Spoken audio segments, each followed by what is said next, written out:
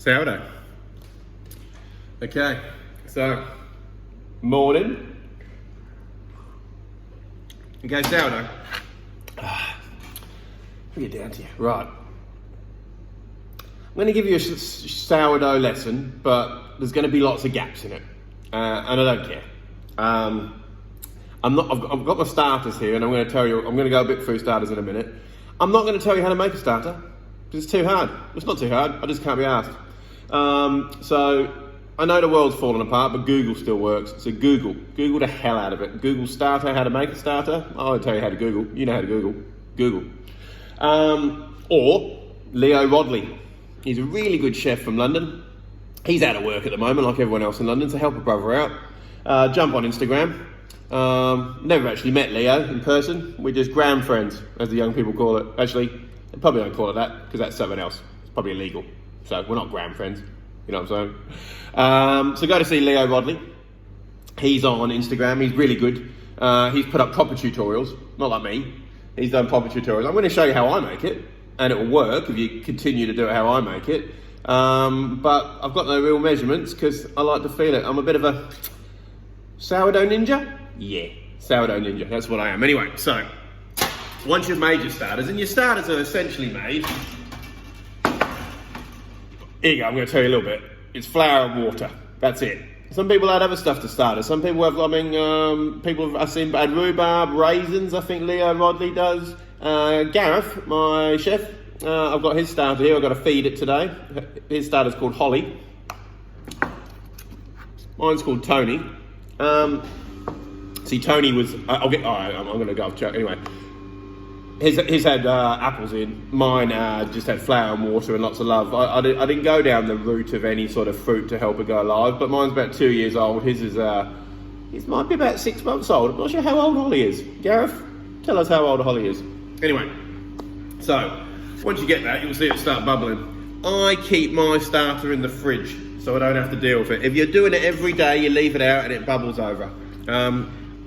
So Tony's named Tony because I made Tony the day after Tony Bourdain died. I know it's very sad, but I like to think he's reincarnate within my starter. So every time I make a loaf of sourdough, I think of Tony.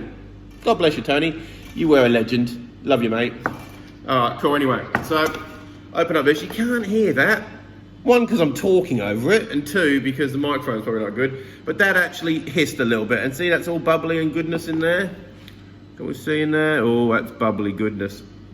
Okay, so I've got to feed Tony once a week. So what I do to feed Tony is I pour it out into a bowl, and it's really elastin. It's really gooey and elastin. It's really good. And bubbly and you know what? It has that sour smell. Ooh, flary nostrils. Okay, so it does have a beautiful smell, and that's what sourdough is all about. And sourdoughs can be passed down through your generations, and they can be, I think there's a couple of 100-year-old sourdough starters in the world. Brilliant. They're usually a female name because they're a mother, but we've gone through this. Mine's not.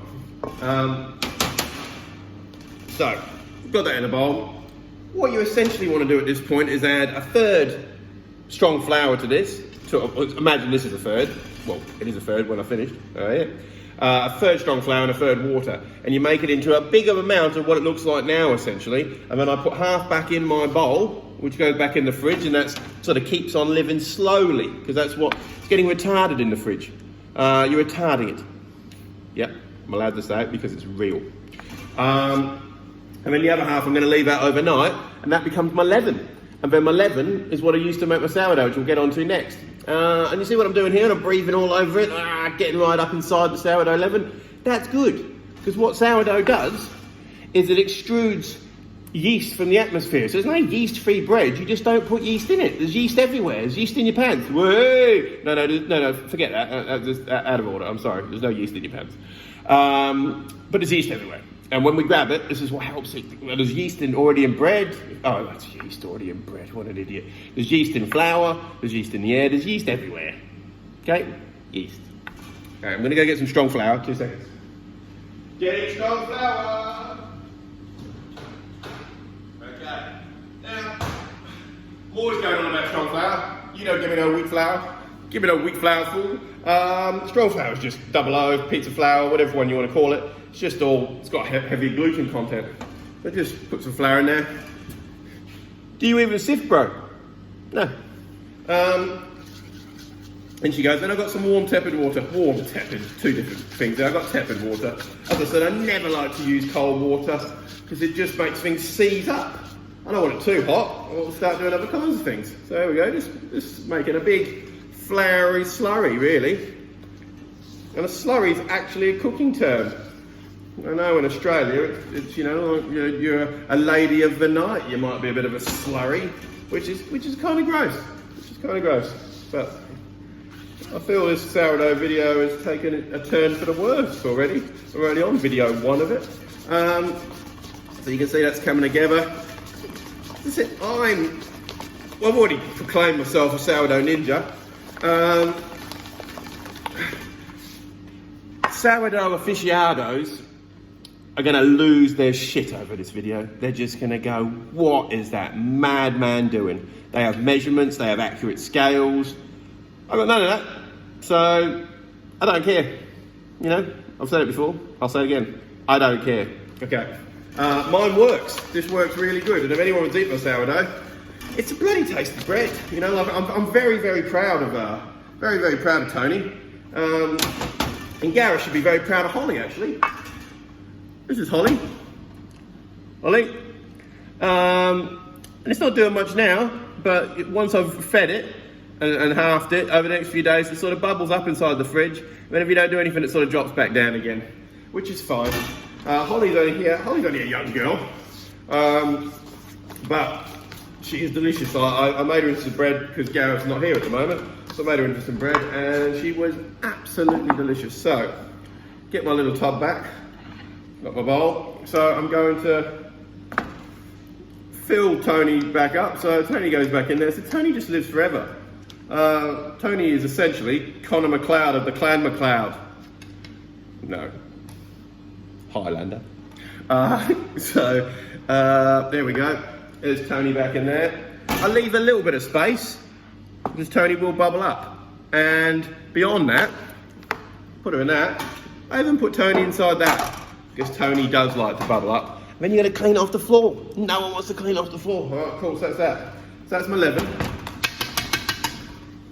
In there, I'm going to cling film that, or glad wrap, as you like to call it in Australia.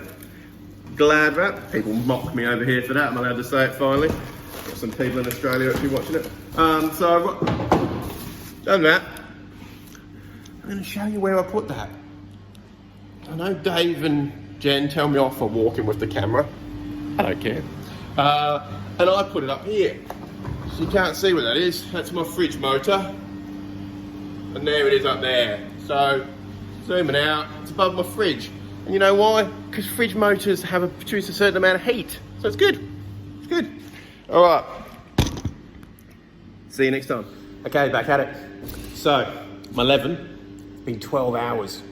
So not overnight, oh, it was overnight, but 12 hours. So let's have a look what the 11's done.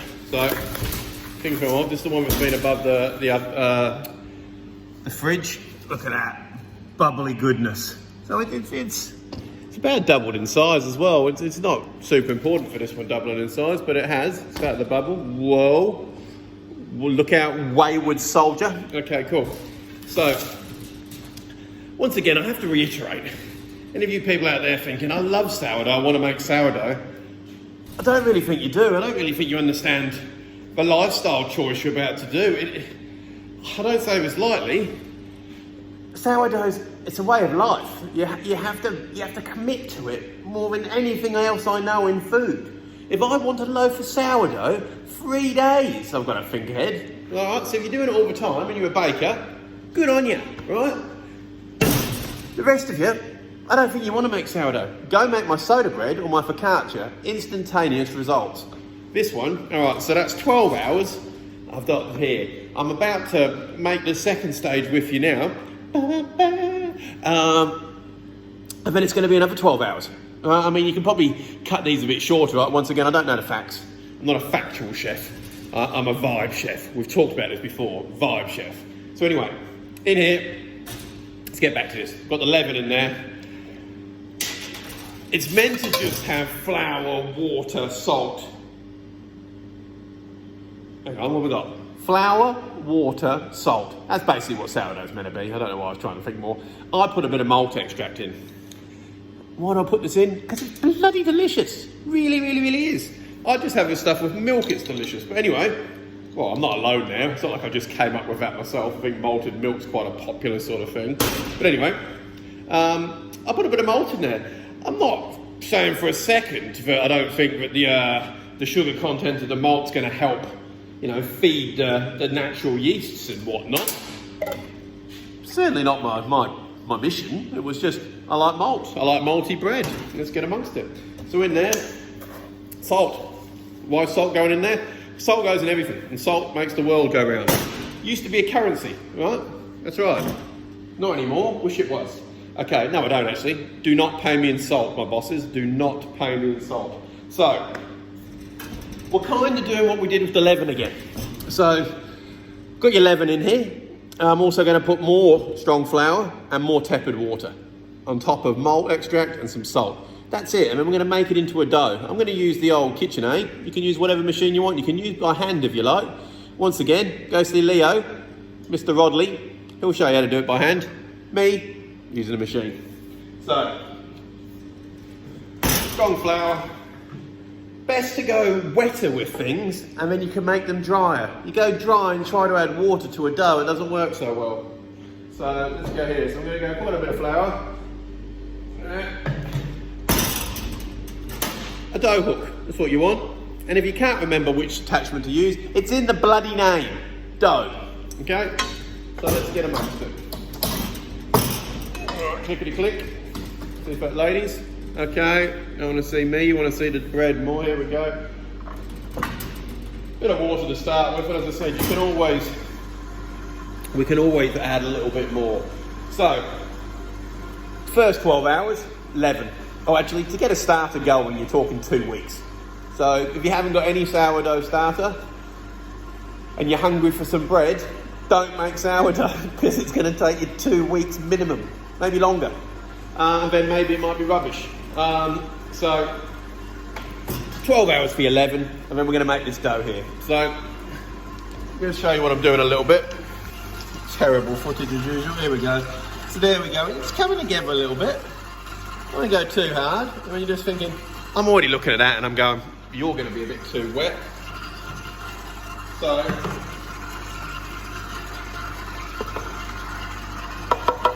scattering some more flour in there.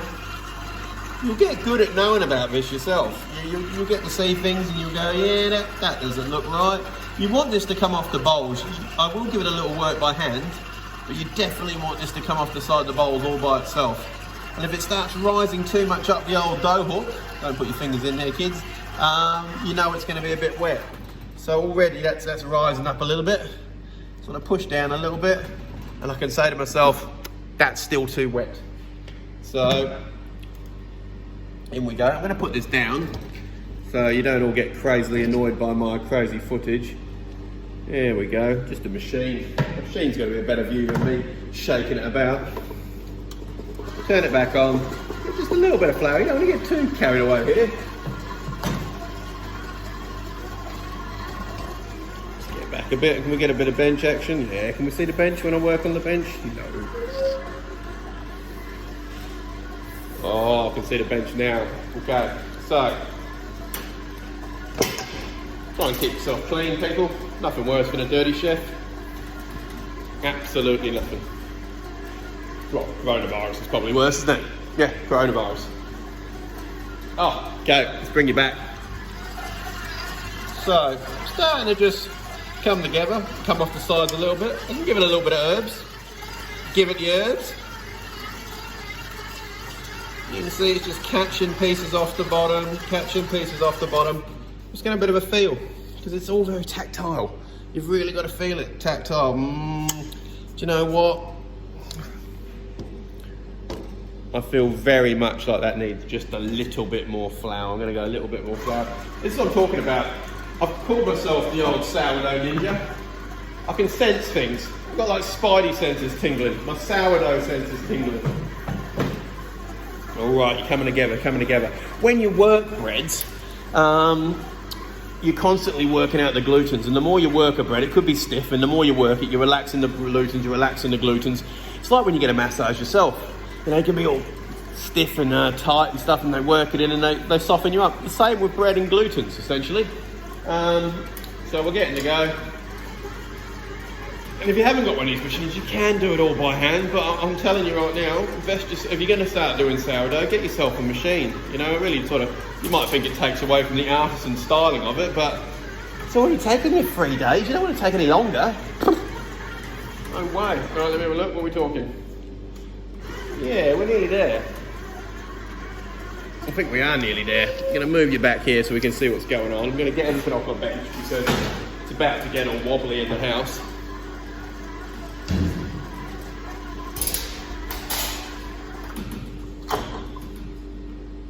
Yeah, nice.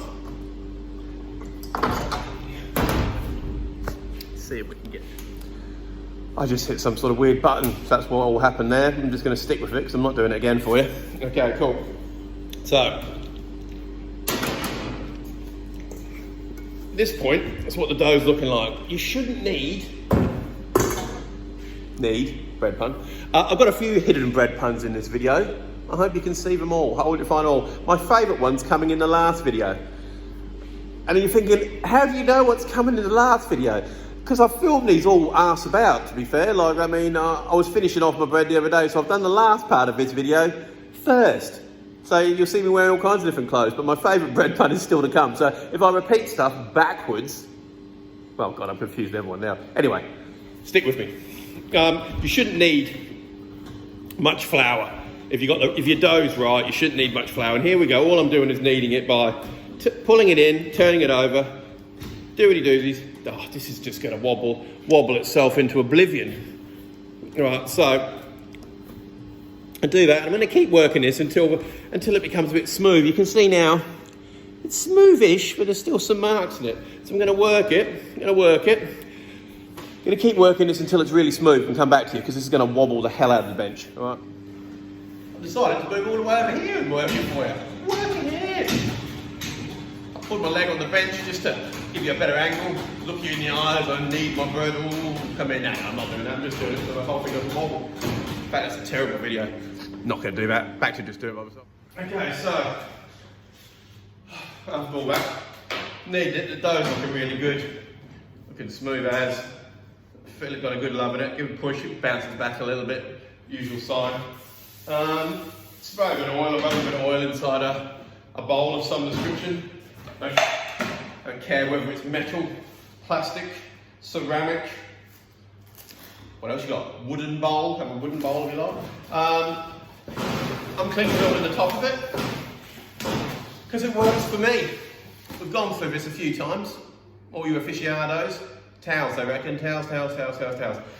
Doesn't work for me. Sometimes it dries out a little bit too much. So grabbing this, I'm going to go put that back up above the fridge and leave this for another 12 hours. I like to leave it for 12 hours. Once again, other people might be giving you different times.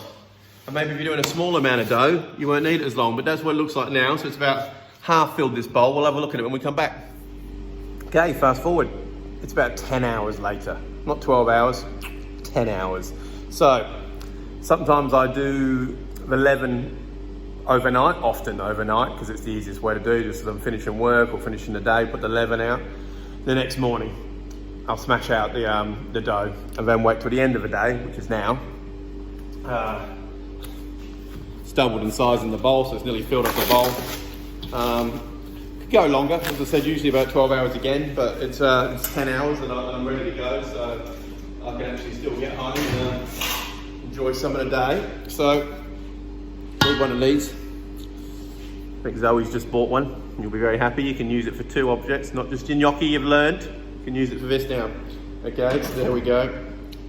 Once again, we shouldn't need much flour for dealing with this because it's nice. When you pull that out, you can just see it's a very different dough than before. It's obviously a lot larger. It's really airy, it's really light. I like to put a bit of flour on my hands, just so I'm not so sticky. Now, I've got some of these sourdough baskets. If you don't have sourdough baskets, you can just get a bowl and put a tea towel in it and you'll be fine. There's no drama. We've sort of floured a tea towel. These have got ridges in it, which should give nice little cooking. So I get flour and I really rub it inside all the things. I've actually got some more bread-shaped ones, but I've got material in. I've never worked out whether the material is meant to be in there or not. I've tried it without the material that works, I've tried it with the material that works. I like it with the material for these because then I get to do a bit more sort of bread art on the outside. The other ones will get the ridge and we'll sort of leave it at the ridge. So I'll do both and I'll show you. So I've floured all of these ones just to start off with. These ones here, all I do is, so I grab some flour, I'm just giving it a light dusting. And when I say light, not very light at all. You want a good coating, so that basically no bread's going to stick to it. And I like a bit of a crust of flour on the outside of my bread. And sometimes it all flakes off and looks a bit weird and rustico, but I like it. And it gives a good flavour. So there we go. I've done that. Got my baskets ready. Now, I'm going to use this. If you use this, it just sort of comes off. There we go. I've got 5, so I need to cut this into 5. As simple as that. 1, 2, 3, 4, 5. Okay, so let's see what we got here. Yeah, beautiful. So just enough flour on your hands. You don't really want to do much work in here. I'm just sort of getting it into a shape. There we go. And a lot of people do your folds, and as you start doing your sourdough folds, and you're folding over, you're pulling out and in, you're pulling out and in, so on and so forth. As I said, I'm not really super into that. I just grab them once I've got a bit of love into them, start pulling them down, and they'll sort of tighten up at the top, so you get the tighter ball. You get this beautiful ball. Now find a basket which that's going to suit.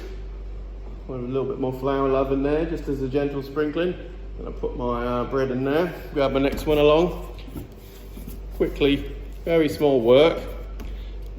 Then I do pull out and pull in a little bit more, just to get myself into a. And this is incorporating a bit of air in it, of course, not as much as some people's, because as I said, I don't really like the super holy bread, but for many different reasons. So I'm just pulling it tight.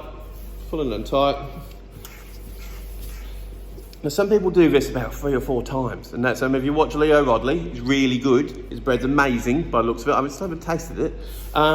He does so many of these, there's so many stretches and turns and twists. It's quite crazy. So for the longer ones, I'm just going to pull out a little bit,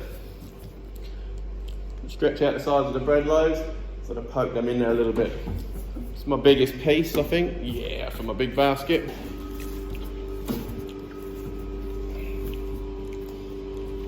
Pulling them out, there she goes. There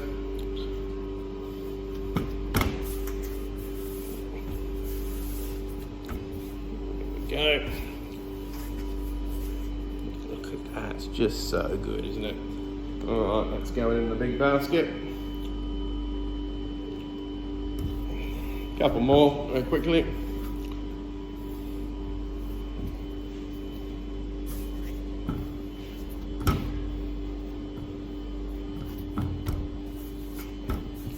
If you have too much flour at this point in time, it's not going to work. So it wants to be a bit sticky. I haven't even gone through a step in mine, which a lot of people do, which is salted water on your sourdough and whatnot. I mean, I did it for the first few times, and it gives you a nice blistering on the outside, and that's all you can really get if you really want that nice blistering. And I will do. I mean, I'll probably make another video in years to come and just go, oh, I can't believe I never used to blister my flour. At the moment, I'm quite happy when I get a nice loaf of sourdough out. So all my baskets have got my little bits of bread in. You can see how empty they all are. They are very empty. Okay, I'm going to then coat the top of these with flour too. So just so when they rise up inside the pans, they're not going to stick to the cling film, but I'm going to put on the top. There we go. And once again, a bit more flour on the bottom for a crust. I really like the crust on my sourdough. It's what I love the most. I want this really crusty, chewy bit of crust. And then I just want this beautiful sour tasting dough inside. That's it. So all I'm going to do now is I'm going to wrap these all in cling film. Once again, when we get into the cling film thing, and wrap them all in cling film. If you just want to put a tea towel over them, that's fine. But I'm going to leave these overnight. So it's now 7 o'clock at night. I'm going to come back and cook these off at probably be about 7:30 in the morning by the time I get up and have a coffee. And I'll come back then. Tickety boo.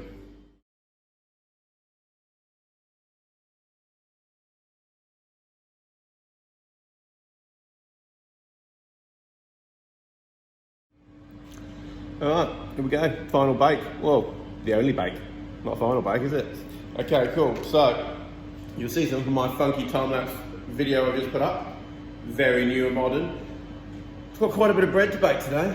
Let me get down to you. Quite a bit of bread to bake today. I don't know if these are all going to work, so we'll have a bit of a look. So I've used some holly, which is Gareth's starter, and I've used Tony, which is my starter. Now, I think generally starters are meant to be female. Mine's masculine. Yeah, that's right. It's sort of a pansexual starter, if you like. That's it. That's how fucking modern I am, right? Okay, so for this step, you need lots of trays, lots of flour. So I need a coffee, because if you're baking bread, generally really early in the morning. Today's not that early. Alright, so all we need to do is flour your boards. I'm just going to do one of these, and I'm going to go back to time lapse for you so you don't get your tips born off as usual. You can see how these have filled up the baskets. A lot of people don't, and I've said before, I'm a maverick as far as like sourdough goes. Heaps of like professionals will go, don't put it, you put a towel over the top. I put cling film because it works for me. I don't care. Alright, so now gently tip the bowl over. There we go, and it should have had a bit of imprint from the bowl and stuff like that. Not bad. I'm going to go and have one, so I'm going to go one of my little roundies.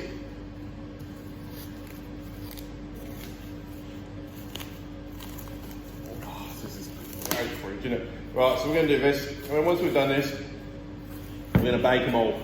I didn't put enough flour on the bottom of this last night, so this is already not looking great for me. Alright, there we go. Tip this on really gently. Let that come out. There we go. Now, with your really sharp razor blade, I'm going to give these just cross sections a cut. Make sure you cut into them. It just helps them rise and stuff. And a bit more even gig. Alright, there you go. 4. Alright, I'm going to come back once I've done all of them. And it's coming out of the oven. Look what these look like. Oh, yeah, beautiful. Oh, get in. So, I'll take a nice photo for you in a minute. As you can see, these loaves are looking pretty good.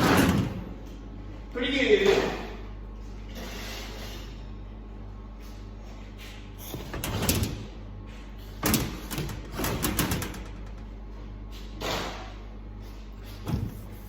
Okay, so not a bad array of sourdough, if I do say so myself. I'll do a cross section and some other stuff for you later on. Bing bing!